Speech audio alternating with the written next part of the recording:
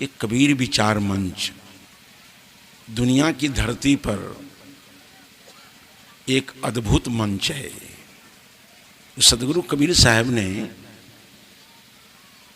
समन्वय की बात कही है। समन्वय की बात इसलिए उन्होंने कही, उनका संपूर्ण जीवन समन्वित था। जो सोचते थे वो समन्वित होता था, जो बोलते थे वह समन्वित होता था, उनके सारे क्रियाकलाप समन्वित हुआ करती थी। इसलिए कबीर साहब का जीवन समन्वित था। और आज इस धरती पर समन्वय की जरूरत है। कबीर साहब ने आदमी आदमी के बीच समन्वय किया। आराधना उपासना स्थल का समन्वय किया। आदमी का जो अपना अपना आराध्य है उसका समन्वय किया। जो मान ग्रंथ है उन ग्रंथों का भी उन्होंने समन्वय कर दिया। सदगुरु कबीर के समन्वित विचारों को लेकर हम लोग चलें तो धरती तल पर कहीं भी भेद नहीं हो सकता है, कटुता नहीं हो सकती है और विरोध का भाव नहीं पल सकता है। सबसे पहले कबीर साहब ने आदमी आदमी का समन्वय किया, क्योंकि आदमी बहुत असमन्वित हो गया है और उनका दृष्टिकोण कितना वैज्ञानिक है सो देखिए। कबीरदेव कहते हैं पक्षपात नहीं लेना कोई आदमी, शुद्ध हृदय से निष्पक्ष विचार से सोचना कि हिंदू पैदा नहीं होता है, मुसलमान पैदा नहीं होता है। घबराइएगा नहीं कोई आदमी, मुसलमान भी पैदा नहीं होता है और हिंदू भी पैदा नहीं होता है। उदाहरण से लीजिए इसको, एक लड़का है, नवजात है, उस सड़क के किनारे पड़ा है, उसको हम लोग हिंदू कहेंगे क्या? जगुफीत तो होता नहीं है उसको। हिंदू होने का जो एक चिन्ह है चोटी, नवजात शिशु के सिर पर चोटी नहीं है, यज्ञोपवीत नहीं है, न जनेऊ नहीं है, हिंदू तो नहीं कहेंगे। मुसलमान भी नहीं कहेंगे जो ये खतना नहीं कराया है। कहीं भी कोई बच्चा जन्म लेता हो वो खतना करा करके नहीं आता है, ये मानवीय व्यवस्था है। पंच ककार लेकर के नहीं आता है, पंच ककार लेकर के सिख बनता है, जिसके शरीर में 5 ककार होते हैं। केस को संभालने के लिए कंघी, हाथ में कृपाण और कलाई में कंगन और जांघ में कमर में कच्छा। कच्छा, कृपाण, कंगन, कंघी और केस, ये 5 ककार लेकर के सिख होता है। तो कोई लड़का 5 ककार लेकर के आता है क्या? उनसे बहुत लोग नहीं जानते होंगे, ईसाई होने के लिए बपतिस्मा संस्कार होता है। तो बपतिस्मा संस्कार से भी संस्कृत वो बच्चा नहीं है, इसलिए उसको हम ईसाई नहीं कह सकते हैं, हिंदू नहीं कह सकते हैं, मुसलमान नहीं कह सकते हैं और सिख नहीं कह सकते हैं। तब क्या कहेंगे उसको? इंसान तो कहेंगे ना। तो कबीर साहब ने इंसानियत की बात की है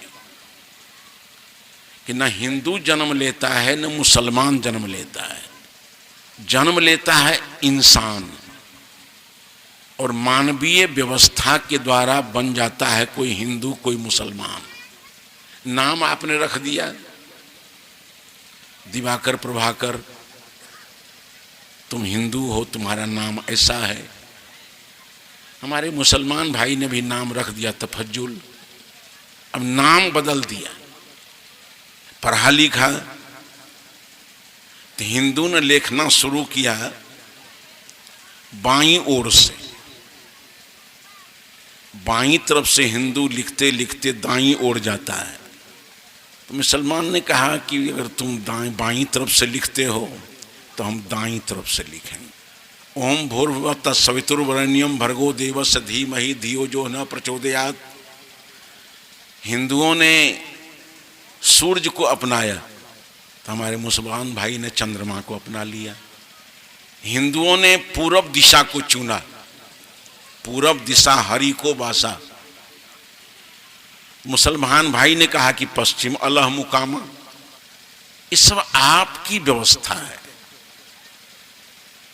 खुदा की व्यवस्था में कबीर साहब ने कहा एक जगह कि जो खुदाए तब सुन्नत करता तो आप वहीं कटी क्यों न आई।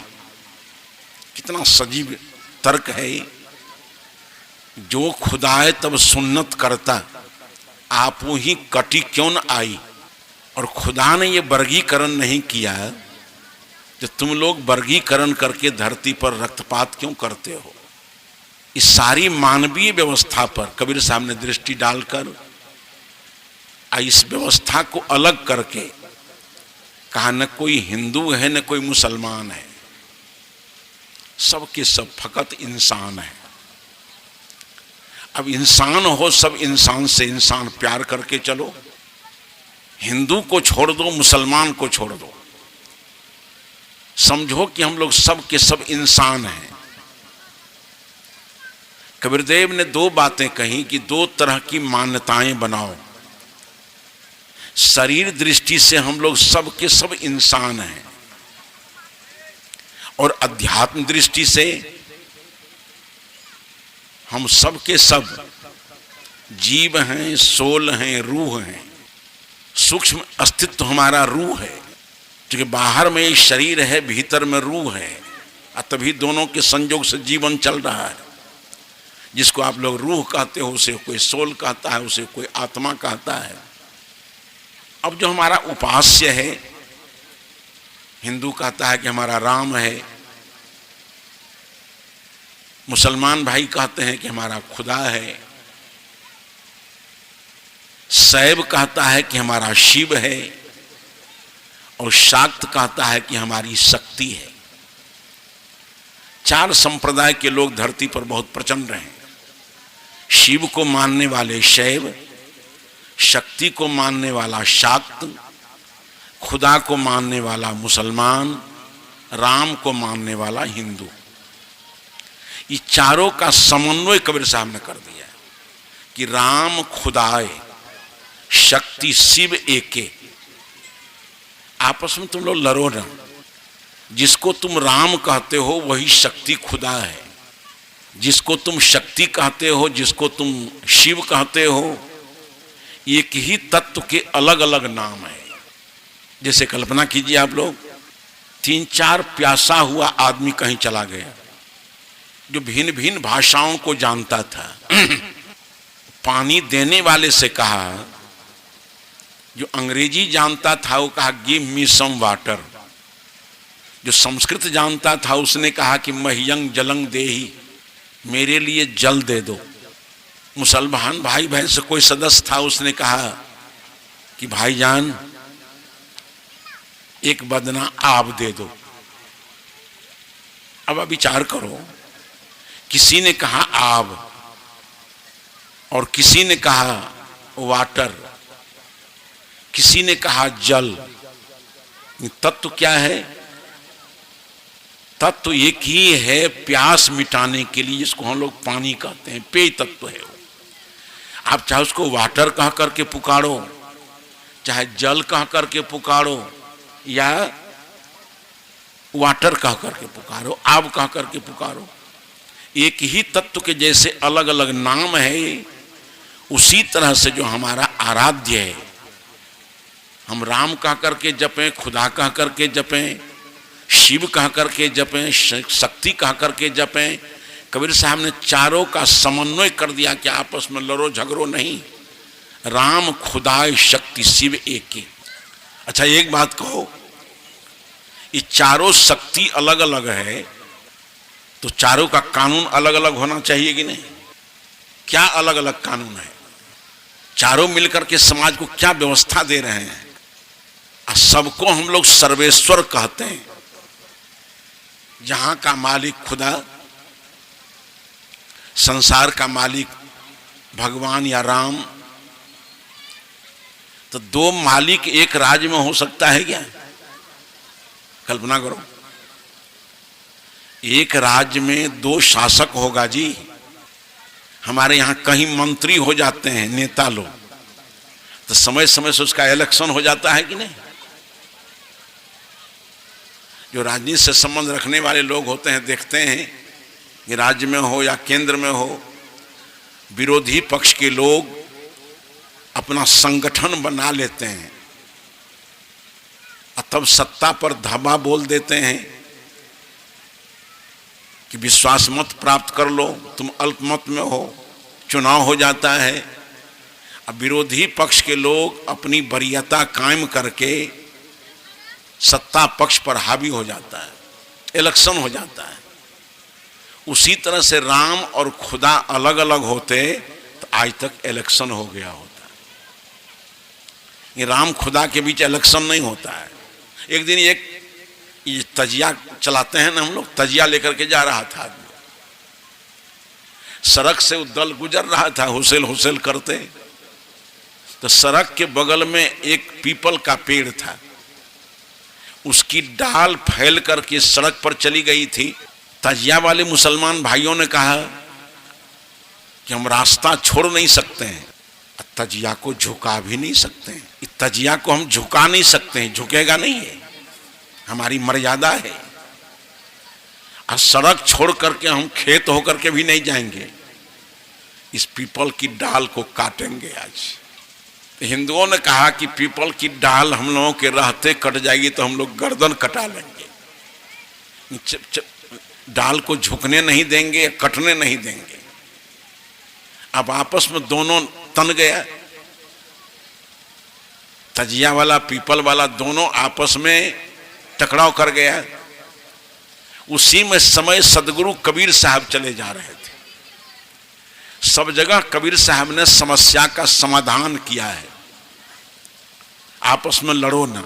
सदगुरु कबीर साहब ने दोनों वर्ग से पूछा, मुस्लिम भाइयों से और हिंदुओं से, आपस में आप लोग लड़ते क्यों हो? मुसलमान भाई ने कहा कि देखो इसका पीपल जो है ना, इसका इतना मन बढ़ गया है कि सड़क को ठेक लिया है। सड़क पर तो सबका अधिकार है, हिंदू का देवता अपना अधिकार कैसे जमा लिया है? हमको तजिया लेकर जाना है, डाल को काटेंगे, हम सड़क को साफ करेंगे। हिंदुओं ने कहा तो हम सर कटा देंगे लेकिन पीपल को काटने नहीं देंगे। सदगुरु कबीर साहब ने कहा तुम लोग आपस में झगड़ा मत करो, दोनों को एक जगह कर दो, उसी पीपल के पास सटा करके तजिया को रख दो, दोनों फैसला कर लेगा अपना। अब तजिया को पीपल के पास सटा करके रख दिया और सभी लोग बगल में बैठ गए। घंटे 2 घंटे 4 घंटे बीत गए। कबीर साहब ने कहा देखो भले आदमी, इस तजिया में पीपल में कितना प्रेम है, कैसे एक दूसरे को गले लगा लिया, उलझ रहा है। तुम लोग कितने गंवार हो कि तुम लोग अपने से भाई भाई में लड़ना झगड़ना चाहते हो। ये पीपल और तजिया दोनों में मेल, दोनों में संगठन, दोनों ने एक दूसरे को आत्मसात कर लिया। तुम लोग भी आपस में मिलजुल करके एक दूसरे से प्रेम करके चलो, लड़ो झगड़ो नहीं। सदगुरु कबीर साहब ने सब जगह समन्वय किया। मंदिर और मस्जिद का उन्होंने विरोध नहीं किया। कहा मंदिर हिंदुओं की कल्पना संकल्प के अनुसार उपासना स्थल है, हिंदुओं ने मंदिर बनाया है, मुसलमान भाइयों ने मस्जिदें बनवाई, वो भी उपासना स्थल है। कबीर साहब ने दोनों से कहा कि तुम मंदिर में चले जाओ, ध्यान कर लो, पूजा कर लो, जाप कर लो, गीता पाठ कर लो, वेद पढ़ लो। मुसलमान भाई मस्जिद में जाएं, वहाँ सिजदा नमाज अदा कर लें। तुम मंदिर से निकलो, वो मस्जिद से निकलें, तो दोनों आदमी चौराहे पर हाथ में हाथ मिलाकर चलो। मंदिर उपासना स्थल है, उससे झगड़ा मत करो। मंदिर वाले मस्जिद वाले को, मस्जिद वाले मंदिर वाले को नीचा दिखाने का प्रयास मत करो। रुचिनांग वैचित्र्यात्, हिंदुओं ने अपनी रुचि के अनुसार मंदिर बनवाया, मुसलमानों ने मस्जिद बनवाई, कोई हर्ज नहीं। दोनों अपने उपासना स्थल में चले जाओ, कभी भी हिंदू मस्जिद का अनादर नहीं करे और कभी भी मुसलमान मंदिर का अनादर नहीं करे। एक दूसरे का आदर करो। हजरत मोहम्मद साहब ने कहा था कि धर्म के मार्ग में जबरन नहीं है, धर्म लादा नहीं जाता है। जिसमें इस्लाम का प्रचार बहुत जोर शोर पर था, उसमें भगवान हजरत मोहम्मद साहब ने कहा अपने लोगों से कि दूसरे के उपास्य का आदर करते हुए अपनी बात लोगों को समझाओ, लेकिन धर्म के मार्ग में जबरन नहीं है, धर्म लादा नहीं जाता है। धर्म आदमी श्रद्धा से स्वीकार करेगा। इतनी अच्छी बातें कही मोहम्मद साहब ने कि दूसरे के आराध्य का आदर करते हुए, सम्मान देते हुए अपनी बात लोगों को समझाओ। हजरत मोहम्मद साहब समग्र मानव के कल्याणार्थी थे। उन्होंने केवल हिंदू की बात, मुसलमान की बात नहीं की, केवल हिंदू की बात नहीं कही, मानव मात्र के कल्याण की बात कही। आप लोग सोचो एक बार, जैसा कुरान की आदर्श शिक्षा में एक छोटा सा वाक्य आया है कि जुआ और शराब शैतानी काम है, इसके करीब मत जाओ। जुआ और शराब हिंदू के लिए है कि मुसलमान के लिए, कि मानव मात्र के लिए है। जुआ खेलेगा हिंदू, जुआ खेलेगा मुसलमान, जुआ खेलेगा ईसाई, जुआ खेलेगा सिख, सब बर्बाद होगा। शराब पिएगा हिंदू तो उसका भी लीवर खराब होगा, उसकी भी किडनी गल जाएगी। मुसलमान पिएगा तो उसका भी लीवर किडनी गलेगी। सब हिंदू पिएगा उसको भी नशा आएगा, मुसलमान पिएगा उसको भी नशा आएगा। तो उन्होंने मुसलमान के लिए नहीं कहा, मानव मात्र के लिए कहा कि जुआ और शराब शैतानी काम है, उसके करीब मत जाओ। आज जो हिंदू नरक में जा रहा है और समय में काल के गाल में जा रहा है, अगर हजरत मोहम्मद साहब की इस आदर्श शिक्षा को मान लिया होता तो दर्जनों करोड़ों कहिए लाखों के लाखों जवान जवान लड़के मर रहे हैं एक शराब के चलते। वो दुर्गति हिंदुओं की नहीं होती अगर मोहम्मद साहब की बात मान ली गई होती तो। आज जुआ खेल खेल करके सब लोग बर्बाद हो रहा है। जुआ खेलने वाला इतना पतित हो जाता है कि और की बात तो छोड़ दो। महाभारत आप लोग पढ़ते सुनते देखते हैं, महाभारत के पात्रों में बहुत ही श्रेष्ठतम पात्र हैं धर्मराज युधिष्ठिर। उनको धर्मराज हम लोग कहते हैं। जुआ खेल में वो इतने पतित हो गए कि रुपया तो कोई हारता है, जमीन जायदाद कोई हार जाता है। जुआ ने युधिष्ठिर को इतना पतित बना दिया कि अपनी पत्नी को पासा में लगा दिया। उतना बेहाया आदमी धरती पर कोई नहीं होगा अभी। तो जुआ आदमी की बुद्धि को इतना मलिन कर देता है। और मोहम्मद साहब ने कहा कि जुआ और शराब शैतानी काम है, इसके करीब मत जाओ। मानव मात्र के लिए कहा। शराब पी करके मानव मात्र बर्बाद हो रहा है। आज हजारों बह गए इन बोतलों के बंद पानी में। हमारे यहां बचपन में हमारा पढ़ने का साथी था, वो मर गया नहीं है। मुसलमान के नाम पर कलंक था, शराब पीने लगा था वो, अब मर गया बहुत कम उम्र में। तो शराब पीने से आयु सीमा घट जाती है। जीवन का जो मुख्य दो अंग है जिस पर जीवन खड़ा है वो है लीवर और किडनी। शराब का सबसे पहले प्रभाव लीवर और किडनी पर पड़ता है। लीवर काम करना छोड़ दे, किडनी फेल हो जाए, दुनिया की कोई शक्ति बचा सकती है क्या आपको? तो हजारों बह गए इन बोतलों के बंद पानी में, जो डूबे हैं गिलासों में न उबरे जिंदगानी में। ये तेरे हाथ का प्याला है, तेरी मौत का प्याला, घुला है जहर शरबत में, छिपी है आग पानी में। न कर बर्बाद अपनी जिंदगी बोतल के दीवानों, वो काटेगा बुढ़ापे में जो बोया है जवानी में। इस तरह से फजहत कर देने वाली चीज शराब है। पूरी मानवता के कल्याण के लिए नमन करो, प्रणाम करो। झुको मोहम्मद साहब के सामने कि आपके संपूर्ण जीवन को निरापद बनाना चाहते हैं, आपके अर्थव्यवस्था को, आपके स्वास्थ्य व्यवस्था को। जुआ और शराब शैतानी काम है, इसके करीब मत जाओ। सबके लिए कहा, जिसे कबीर साहब सबके लिए कहते हैं।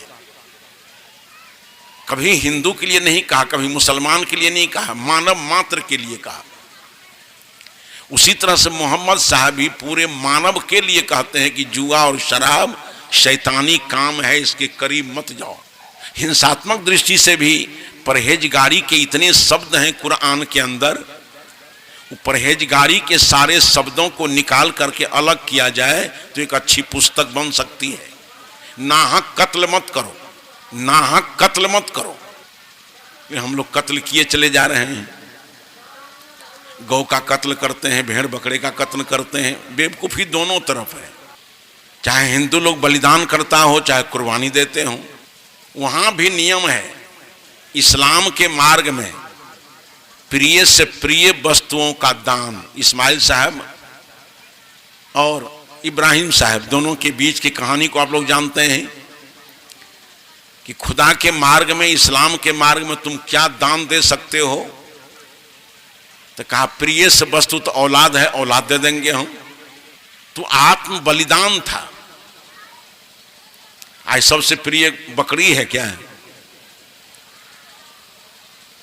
आज से सबसे प्रिय वस्तु बकरा है, गाय है, भैंस है, गौ।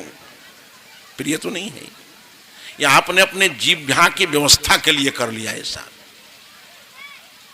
ऐसा नियम नहीं है। धर्म के नाम पर हम प्रिय से वस्तु जान दे देंगे धर्म के लिए। जब स्वतंत्रता आंदोलन चल रहा था, जिस समय अब्दुल गफ्फार खां कठोर तप कर रहे थे, कठोर सजा भोग रहे थे इस देश को आजाद करने के लिए, उन्हीं के आगे पीछे सुभाष चंद्र बोस ने कहा था कि भारतवासियों, तुम खून दो, तुमको हम आजादी देंगे। तुम बलिदान दो, तुम मरने के लिए तैयार हो जाओ, तुमको हम आजादी देंगे। तो जैसे आजादी के लिए हम लोग आत्म बलिदान किए, कितने अमर शहीद हो गए, उसी तरह से खुदा के मार्ग में, इस्लाम के मार्ग में प्रिय से प्रिय वस्तु का त्याग। लेकिन हम उसके जिह्वा स्वाद के लिए कर लिया। कुरान में आया कि नाहक कत्ल मत करो, ये नाहक है। पागल दोनों बनाए। हिंदुओं को देखो, ये मूर्ति के नाम पर, काली के नाम पर, दुर्गा के नाम पर मिट्टी फट्टी का मूर्ति बना लेता है। अभी हमारे यहाँ एक जगह सुन करके हमारा दिल दहल गया। 20,000 बकरे काटे गए हैं, 34 भैंसे काटे गए। ये हिंदुओं का पागलपन। काली के नाम पर, दुर्गा के नाम पर। और काली दुर्गा क्या है? मिट्टी है, फट्टी है, रंग है, इसके अलावा तो कुछ है नहीं। वो मिट्टी को करी देवा देवी, जीव काट के दैया जी। कबीरदेव ने कहा कि मिट्टी का ही देवी देवी बना करके तुम जीव काट के उसके सामने देते हो। वो मूर्ति निर्जीव है। भेड़ बकरे काटते हो सजीव है, तो निर्जीव आगे सजीव थापे, लोचन कछु न सूझे। निर्जीव मूर्तियों के सामने सजीव भेड़ बकरे को काटते हो, तुम्हारी आंखें मारी गई क्या? इसका सुधार कबीर साहब ने किया। मैंने क्या कहा? कबीर ने सबका समन्वय कर दिया। सबसे पहली यात्रा यहीं से उनकी हुई, मानव मानव का समन्वय। तत्व ज्ञान की दृष्टि से कबीर साहब ने समन्वय किया। इस शरीर की तरफ देखो, शरीर में जितने कण लगे हैं,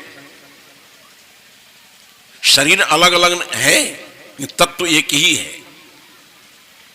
एक दिन कबीर साहब ने एक हिंदू को पकड़ा, एक मुसलमान भाई को पकड़ लिए, और दोनों को ले गए अपनी लेबोरेटरी में, प्रयोगशाला में, और दोनों को थोड़ा थोड़ा काटे शरीर को। थोड़ा मांस चलाया, चमड़ा चलाया, खून निकल गया, हड्डी निकल गई, और तब कबीर साहब ने कहा, इमाम साहब ये चमड़ी जो है ये हिंदू वाली है कि मुसलमान वाली है? दोनों को मिला जुला दिया। कहा ये चमड़ी है से हिंदू वाली है कि मुसलमान वाली? फिर एक पंडित जी को कहा कि चमड़ी जो पंडित जी है ये हिंदू वाली है कि मुसलमान वाली? दोनों को पते नहीं लगे। कहा चमड़ी तो चमड़ी है, हिंदू वाली है कि मुसलमान वाली है ये निश्चय नहीं होता है। कहा आगे बढ़ो, ये खून जो निकला है ये हिंदू वाला है कि मुसलमान वाला? क्या उत्तर देगा? खून तो खून है। हिंदुओं ने भी कोई उत्तर नहीं दिया, ना के अलावे मुसलमान ने भी कोई उत्तर नहीं दिया। कहा खून खून है, इसको हिंदू कहे कि मुसलमान कहे, कैसे कहें हम? कहा ये हड्डी की टुकड़ी है, ये हिंदू वाली है कि मुसलमान वाली? कहा बाबा हड्डी हड्डी है, हिंदू के है कि मुसलमान के निश्चय नहीं होता है। कहा आगे बढ़ो। धीरे धीरे ले गए कबीर साहब पेशाब और पैखाना के टंकी पर। अब दोनों को, हिंदू मुसलमान को पकड़े, कहीं टंकी में नाक लगाओ, इसमें से जो गंध आती है से हिंदू वाली गंध है कि मुसलमान वाली? क्या उत्तर देगा? कहा जिस शक्ति पर यह शरीर खड़ा है, मैंने पहले कहा कि जिस शरीर के शक्ति के बल पर इस शरीर खड़ा है उसको हिंदुओं ने आत्मा कहा, ईसाइयों ने रूह का सोल कहा और मुसलमानों ने रूह कहा। कबीर साहब ने कहा ये रूह जो है चेतन है, आत्मा है, ये हिंदू है कि मुसलमान है? ये आत्मा को हम मुसलमान कहेंगे कि हिंदू कहेंगे जी? इतना समन्वय करके कबीर साहब ने कहा कि जब चमड़ी सब एक ही है, एक कहीं त्वचा, हाड़ मल मूत्रा, एक रुधिर एक गुदा, एक बूंद से सृष्टि रची है, तो फिर को ब्राह्मण को शूद्रा? कौन हिंदू कौन मुसलमान? आकाश के नीचे खड़े हो, आकाश हिंदू वाला है कि मुसलमान वाला? जिस जमीन पर खड़े हो ये जमीन हिंदू वाली है कि मुसलमान वाली? कोई आदमी निर्णय करके बताओ। ये जमीन है जिस पर खड़े हो वो जमीन हिंदू वाली है कि मुसलमान वाली? जिस आकाश के नीचे खड़े हो आकाश हिंदू वाला है कि मुसलमान वाला? हवा चलती है वो हवा हिंदू वाली है कि मुसलमान वाली? पानी पीते हो तो पानी हिंदू वाला है कि मुसलमान वाला? चूल्ही जलाते हो आग से, आग हिंदू वाली है कि मुसलमान वाली है? इतनी एकता के रहते हुए एक ही हवा में हम लोग सब के सब जी रहे हैं, एक ही पानी हम लोग सब के सब पी रहे हैं, एक ही धरती पर हम लोग सब के सब खड़े हैं। भूख लगने पर एक ही दाल चावल साग सब्जी सब खाते हैं। दुख होने पर हम लोग रोते हैं, रोना मुसलमान का अलग नहीं है, हिंदू का अलग नहीं होता है। खुशी में हम लोग हंस दें तो मुसलमानों की हंसी अलग होगी, हिंदुओं की हंसी अलग होगी, ऐसी बात नहीं है। हंसी दोनों की बराबर है, रुलाई दोनों की बराबर है। प्राकृतिक संसाधन जितने हैं सब एक ही हैं। अच्छा एक बात कहो, अपने नियम से आप लोग, हिंदू का कोई मर जाएगा तो कई दिन में करेगा काम? वो 12 दिन में, 13 दिन पर।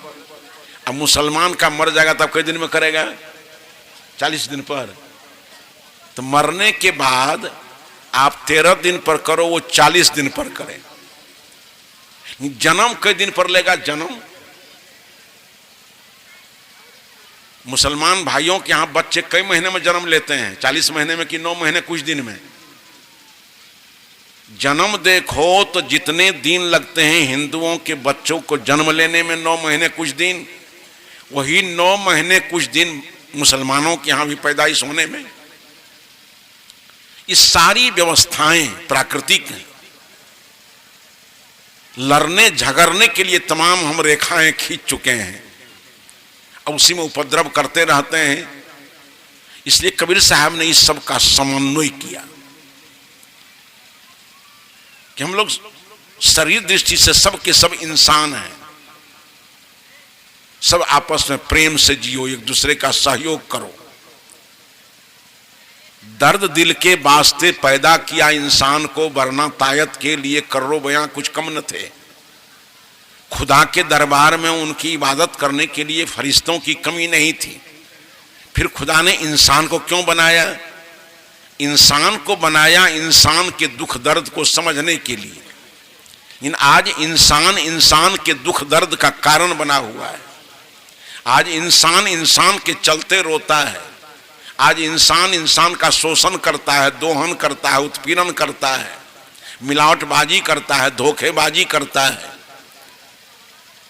अपने भिला भाई पड़ोसी के खिलाफ झूठी गवाही देता है, झूठा मुकदमा करता है। आज इंसान ही इंसान के दुख दर्द का कारण बना हुआ है। खुदा ने पैदा किया इंसान को इंसान के दुख दर्द को समझने के लिए। इंसान कौन? मुसलमान नहीं, इंसान मानव मात्र। पहले मैंने कह दिया, प्राकृतिक नियमानुसार न हम हिंदू हैं न मुसलमान हैं, हम सब के सब इंसान हैं। आकृति देखो, मुसलमान आ जाए तो उनका जबरा कैसा है? मुंह का जबरा। हिंदू का तो ऐसे है, मुसलमान का ऐसे है। मुंह का जबरा एकदम सामने सामने है, दोनों का बराबर। दोनों की आंखें नाक के दोनों तरफ है, दोनों के कान कनपट्टी में दोनों तरफ है, कहीं वैरूप्य नहीं है। तो प्रकृति में कोई वैरूप्य नहीं है, कोई असामंजस्य नहीं है। वही प्राकृतिक नियमानुसार जीवन जीने के लिए समन्वय की दिशा में कबीर साहब ने एक और बात कही कि भाई रे दो जगदीश कहां ते आया, कहू कौने भरमाया, अल्लाह राम करीमा केशव हरि हजरत नाम धराया। ये एक शक्ति है जिसको किसी ने अल्लाह कहा, किसी ने राम कहा, किसी ने कृष्ण कहा तो किसी ने करीम कहा, किसी ने हरि कहा तो किसी ने हजरत कहा। अल्लाह राम करीमा केशव हरि हजरत नाम धराया। कैसे? गहना ये कनकते गहना या में भाव। अब उदाहरण देकर कहते हैं, गहना आभूषण, एक ही सोना के अनेक आभूषण बनते हैं। माताएं सब कान में लगाती हैं, उसका नाम दूसरा है। नाक में लगाती हैं, उसका नाम दूसरा है। नाक ही पर दो औजार है, एक नाक के ऊपर दोनों तरफ लगाती हैं खूंटा, उसका पता नहीं क्या नाम है, और नीचे में एक घंटी लगाती है।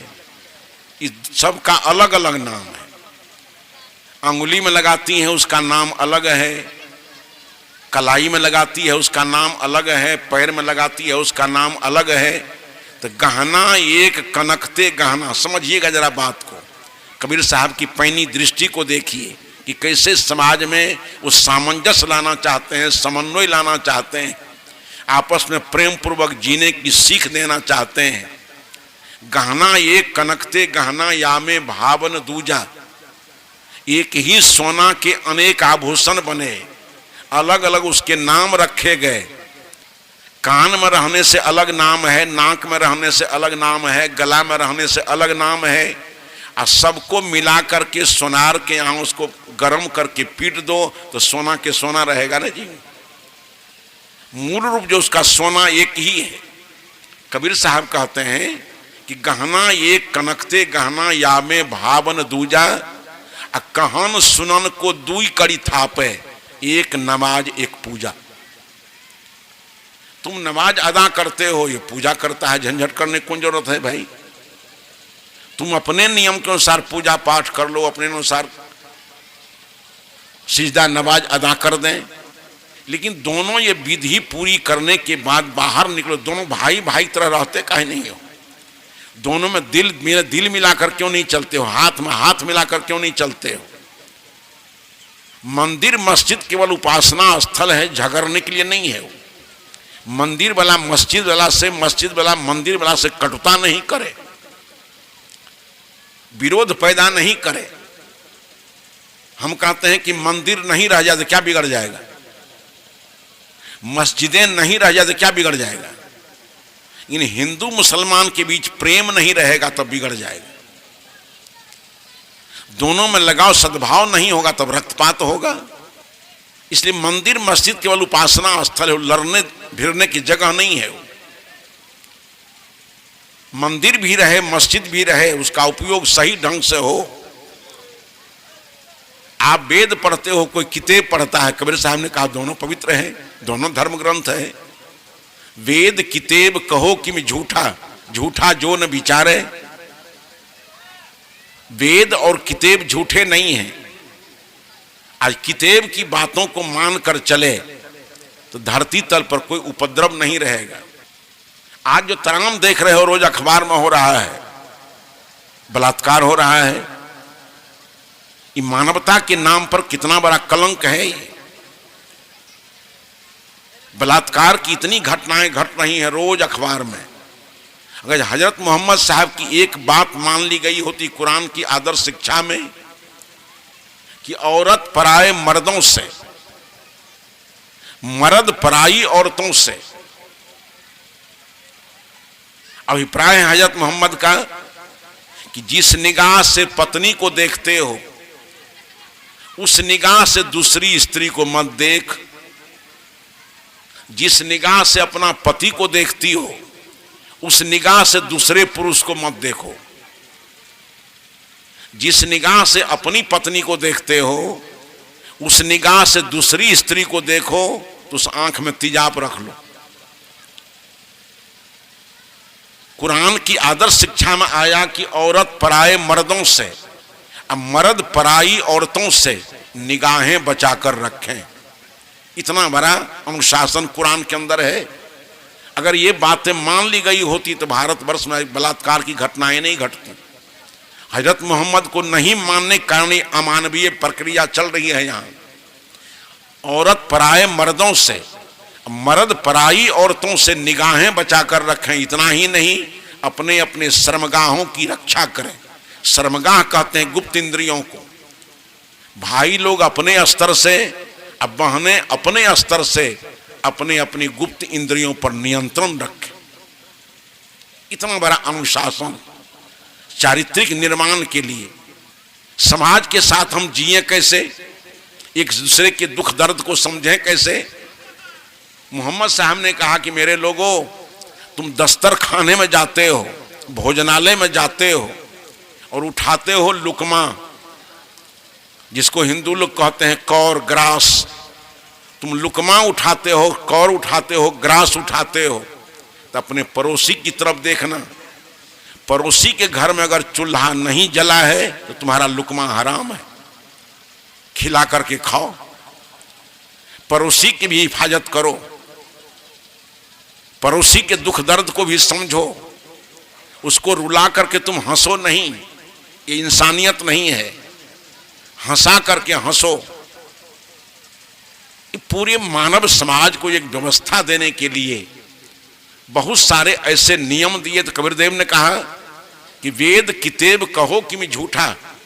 वेद झूठे नहीं है, कुरान झूठा नहीं है। झूठा वह है जो विचार करके नहीं मानता है। सांप्रदायिक संकीर्णता इतनी आ गई है कि वेद वाले समझते हैं कुरान में कुछ नहीं है, कुरान वाले समझते हैं वेदों में कुछ नहीं है।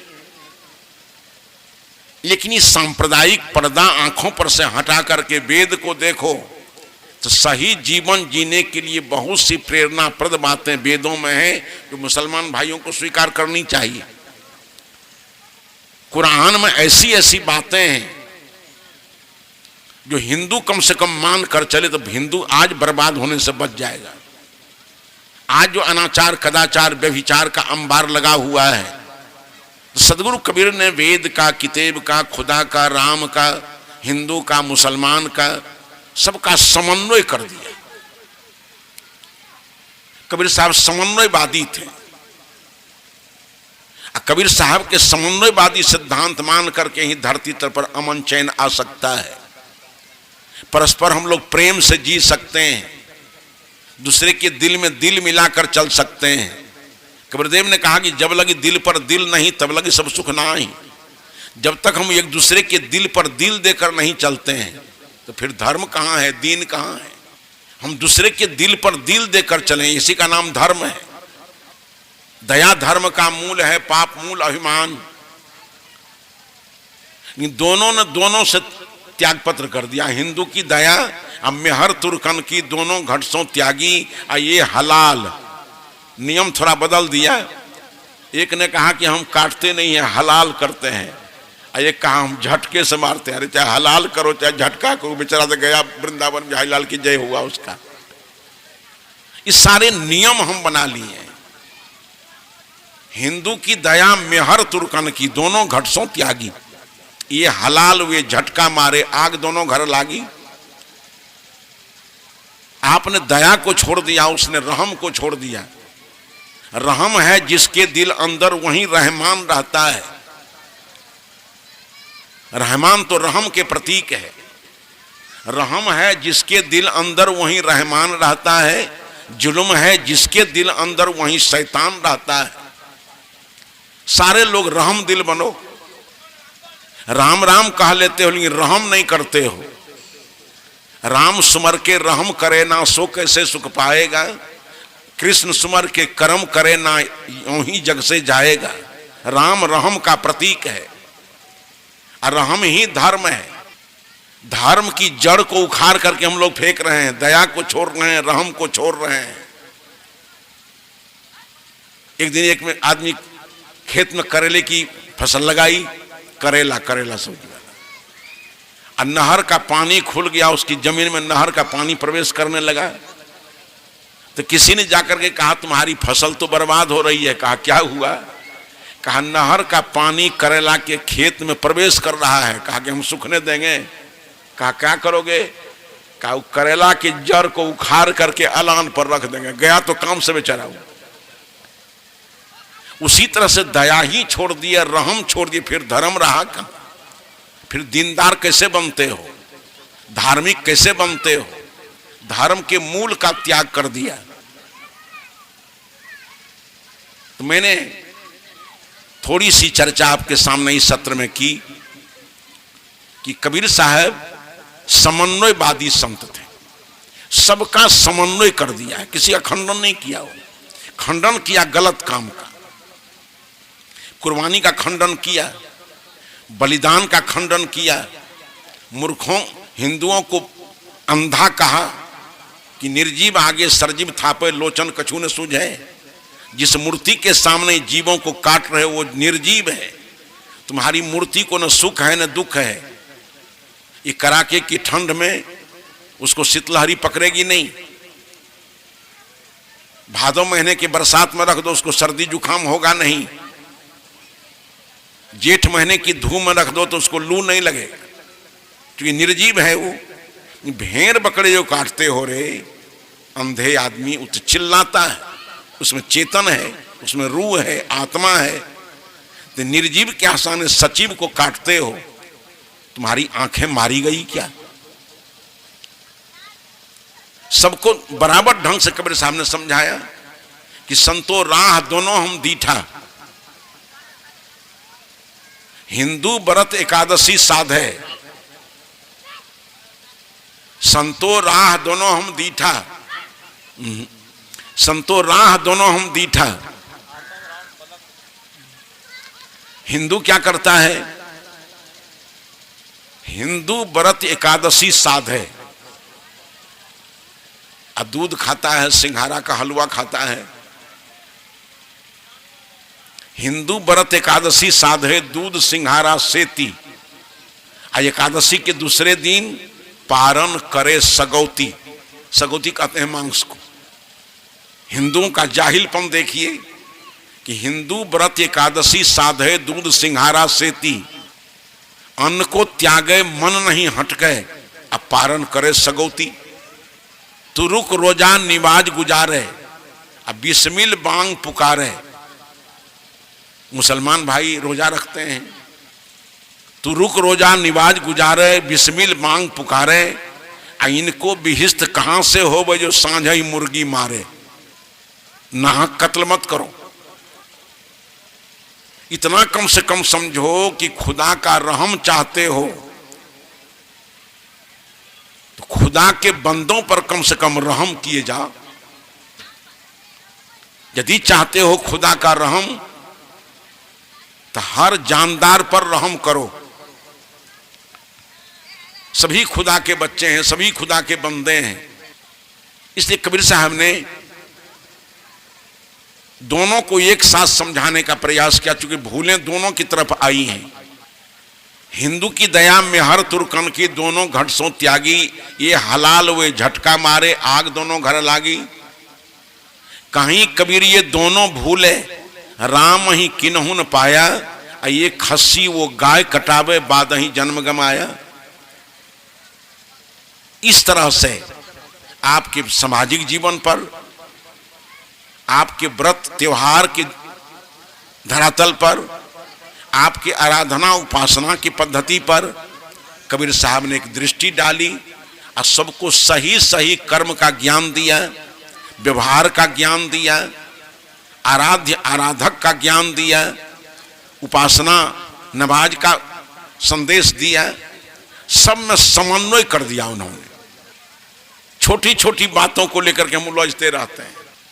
एक बार जिसमें हम पटना में पढ़ाते थे, एक आदमी आमंत्रित किया, पूर्णिया जिले में ही गढ़बनेली स्टेशन के पास किसी गांव में जाना था, और उसमें हमारे दाढ़ी बाल बड़े बड़े थे, सिर के बाल भी पीठ पर लटक रहे थे, दाढ़ी के बाल भी छाती पर लेट रही थी। तो सिर के भी बाल बढ़ जाए और दाढ़ी के बाल भी बढ़ जाए, लेकिन पगली मोछ के बाल नहीं बढ़ते थे, छोटे छोटे रहे। और दाढ़ी के बाल बड़े बड़े हों और मोछ के बाल छोटे छोटे हो तो मुसलमान होने में कौन संदेह है। हम गढ़बनेली स्टेशन पर उतरे। अब किस गांव में जाना है हमको पता नहीं था, चूंकि वहां आगवानी करने के लिए लोग आता है। हमको करीब 30-40 वर्ष पहले की बात है, 50 वर्ष पहले की बात। तो हमारे साथ 2 महात्मा और थे। स्टेशन पर हम बैठे, प्रतीक्षा में थे जी कोई आदमी आएगा ले जाएगा यहाँ से। कोई आया नहीं। हम के चलिए लौटती गाड़ी से फिर हम लोग लौट जाएंगे पूर्णिया। लेकिन 2 हमारे मुसलमान भाई मेरे पीछे हो गए कि मौलाना कहाँ जाएगा, ये मोच के चलते। ये सच्ची घटना बता रहा हूं। जब विलंब हो गया, महात्मा जी से हम कमंडल मांगे। कमंडल लेकर के हम नलका पर पानी ले रहे थे। दोनों भाई ने आकर के हमसे कहा कि आप कौन हैं? हम क्या आदमी की तरह तो शायद लग रहे होंगे। हम कहा नहीं, सो तो हैं, इन हमको लग रहा था कि आप कोई मौलाना है। हम कि मान लीजिए मौलाना भी तो कोई आदमी होता है, मौलाने हमको समझ लीजिए। गड़बड़ क्या हो गया? का बदना नहीं देखते हैं, यही झंझट। अगर हम बदना रख लें तो हम मुसलमान हो गए, कमंडल रख लें तो हिंदू हो गए। कैसा मापदंड आपका है? और अरब में सब कोई बदना रखता है। अरब में तफजुल मियाँ ही बदना नहीं रखता है। रामदेव यादव होगा तो वही बदना रखता है। भौगोलिक कारण है, अरब में पानी का अभाव है। अब बदना की टोंटी से कम कम पानी गिरता है, कम पानी से अधिक काम हो जाता है। अरब में हिंदू मुसलमान होने का चिन्ह बदना नहीं है, भौगोलिक कारण है। संक्षेप में पानी को गिराने के लिए सब लोग बदना रखता है। लकड़ी की कमी है तो हिंदू मुसलमान सब एक ही दतमन को 8 दिन करता है। इन हम लोग सब बंटवारा कर लिया। बदना रखे सो मुसलमान, कमंडल रखे सो बाबाजी। यही सब बंटवारा है सब। लेकिन लोटा और बदना दोनों में समन्वय कर दो। एक दिन हम चले जाइए, मोच बहुत खतरा किया है हमको जगह जगह भारतवर्ष में। एक बार हम गर्मी की छुट्टी में चले पटना से, खगड़िया आए, टमटम पर बैठ गए। और टमटम पर बैठ करके हम चले जा रहे थे उधर अलौली की तरफ। संजोग से एक भूमिहार भाई आकर के बैठ गए टमटम पर। अब वही खतरनाक छोटी छोटी मोच के बालों को देख करके हमको मौलवी साहब हमके चलो कोई हर्जा नहीं है। कहा साहब समय बड़ा गड़बड़ हो गया है मौलवी साहब। हमने कहा कि ठीक ही, हम कि मौलवी कोई इंसाने होता है, हमको मौलवी होने से कोई घृणा नहीं है। चले गए बहुत दूर तक। अब मौलवी साहब कहते गए तो हमको तर कर दिया एकदम। इसी बीच में हमसे उसकी बातचीत बंद हो गई, दूसरे से बात करने लगा वो। हमको मिल गई फुर्सत, उसमें संस्कृत साहित्य हम पढ़ाते थे कॉलेज में। बरसात का समय था, एक बालद का टुकड़ा आया आकाश में सामने, काला काला सा। उसको देख करके, शायद आप लोग जानते होंगे, नहीं जानते होंगे, कालिदास जी का एक खंड काव्य है मेघदूत संस्कृत में। तो पढ़ने पढ़ाने का हमको अभ्यास आदत, बादल खंड को देख करके वही मेघदूत हमारे सामने चला आया। धूमत ज्योति सलेमरतांग, ये नहीं सुनाने के लिए उनको कि समझो कि हम संस्कृत जानते हैं, हम ब्राह्मणे हैं, ये भाव हमारा नहीं था। बादल को देख करके अनायास एक श्लोक सामने चला आया कि धूमत ज्योति सलिलमरतांग सन्निपातक को मेघा, जो हमको वहीं से खगड़िया से मौलवी साहब कहते आ रहा था। कहता है पंडित जी क्षमा करवे, आपने कहा हम मौलवी साहब कहने आवे छोटे से। अब हम संस्कृत बोले तब हम पंडित जी हैं, हम कुरान भी जानते हैं, कुरान भी पढ़ते हैं, तो हम मोहम्मद साहब हो गए। बाइबल दोनों जानते हैं, न्यू टेस्टामेंट ओल्ड टेस्टामेंट, तो हम पादरी हो जाएंगे। ये बहुत छटंकी छोटी छोटी बात लेकर के हम लोग आपस में बंटवारा करते रहते हैं। कबीर साहब ने सबका समन्वय कर दिया, फकीर साधु का समन्वय कर दिया, मुल्ला पंडित का समन्वय किया, हिंदू मुसलमान का समन्वय किया, राम और खुदा का समन्वय किया, मंदिर मस्जिद का समन्वय किया, पूजा और नमाज का समन्वय किया। सदगुरु कबीरदेव का सबसे पुनीत काम रहा है समन्वयवाद। आज उसकी बड़ी आवश्यकता है। आज जहां तहां हम लोग आपस में बहुत टकराते हैं, हम लोग दोनों के बीच चले जाते हैं, मुस्लिम भाइयों के बीच भी जाते हैं, हिंदुओं के बीच जाते हैं, दोनों का समन्वय करते हैं। हमको लोग पूछता है कि आप हिंदू हैं कि मुसलमान? हम कि न हिंदू न मुसलमान, फकत इंसान। अब बंटवारा करो, कैसे बंटवारा करोगे हमारा? न हम हिंदुए हैं न मुसलमान हैं, हम इंसान हैं। कौन झंझट करोगे, कौन दफा लगाओगे हमारे पर? कहो हम इंसान हैं, सबको इंसान की दृष्टि से देखते हैं, सबको प्यार देते हैं, सबको स्नेह देते हैं, सबको सहयोग करते हैं, सबको अपना बनाते हैं। हमारे आश्रम पर एक साथ 2 विद्यार्थी, कोई भेद नहीं, एक इब्राहिम और दूसरा सलाउद्दीन, दोनों ISC का विद्यार्थी, और दोनों आश्रम में रहना, भोजन बनाना, खाना पीना, एक साथ रहना। भोजन बनाता था, हम लोग सबके सब खाते थे। इस सारे भेद की दीवार को तोड़ करके कबीर विचार मंच चलता है। जहां इब्राहिम खाता है, इब्राहिम ऐसा लड़का था जो हम धरती पर आज तक वैसा आदमी देखे नहीं। इब्राहिम के शरीर में बाल नाम की चीज नहीं थी। ये जो ये पुतली है, आंख में जो बाल है वो भी नहीं, एकदम सरपट सीताराम, पूरा शरीर सफेद एकदम, एक बाल नहीं उसके शरीर में। सलाउद्दीन था, दोनों रहता था बेचारा, बरसों तक आश्रम में रहा, पढ़ा लिखा, खाया पिया। कई लोगों ने हमसे यह भी कहा कि साहब आपके आश्रम मुसलमान भी रहता है, हमको आपको तो मुसलमान ऐसा लगता होगा, हमको तो खाली इंसान की तरह लगता है। तुम प्रमाणित करके बता दो कि कैसे मुसलमान है।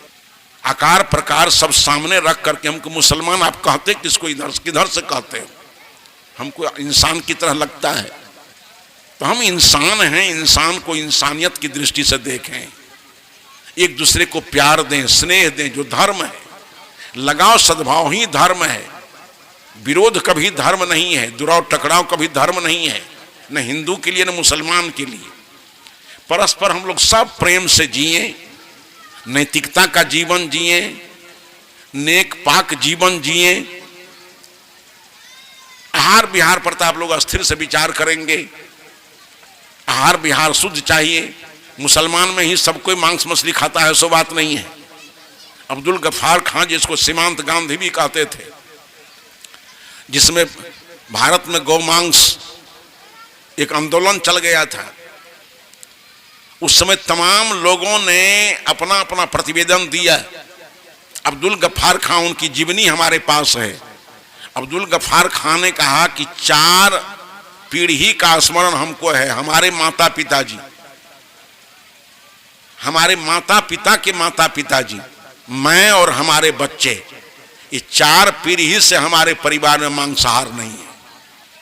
अभी आप लोगों के देश का राष्ट्रपति कलाम साहब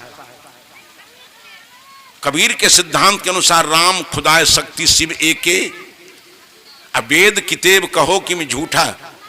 कलाम साहब के जीवन में जितना आदर कुरान का था, कलाम साहब जो आपके देश के राष्ट्रपति थे, सोते थे तो सिरहाने में गीता रखते थे और ब्रह्मसूत्र।